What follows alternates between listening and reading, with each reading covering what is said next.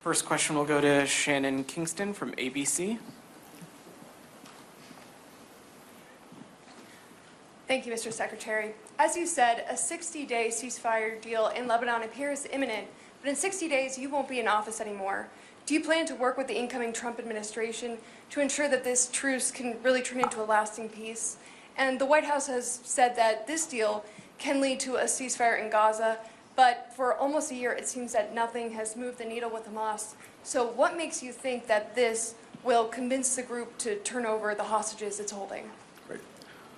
First, yes, we're absolutely committed to working with the incoming administration on this issue and everything that we're dealing with. I had a good conversation with my successor to be, Senator Rubio, the other day. I look forward to meeting with him and to going over in detail exactly where we are and where we hope we can go, or if we haven't been able to complete the work, the next administration can go.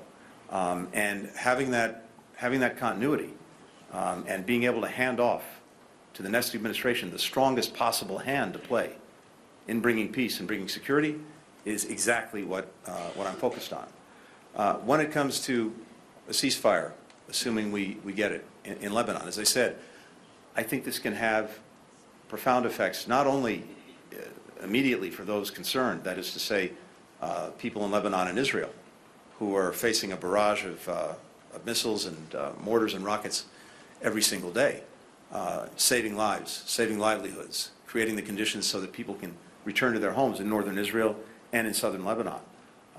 70 to 80,000 people displaced in northern Israel, an equal or even greater number displaced in southern Lebanon. But yes, in terms of Gaza itself, I also think this can have a significant impact. Why is that? Because one of the things that Hamas has sought from day one is to get others in on the fight, to create multiple fronts, to make sure that Israel was having to fight in a whole series of different places. And as long as it's thought that that was possible, that's one of the reasons it's held back from doing what's necessary to end the conflict.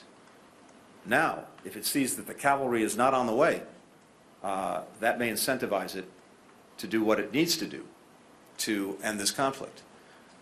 Now, we have two things that are essential. One is getting the hostages back, including the 7 Americans. But we also need to make sure that in order to end the conflict, we have a clear plan for what follows the conflict that enables the people of Gaza to move forward with their lives without Hamas and with Israel having pulled out of Gaza. We spent some time here, just as we have in past weeks and months, working on that plan, and that too is something that we'll be working on intensely over the coming weeks and talking to the incoming administration about. Julia.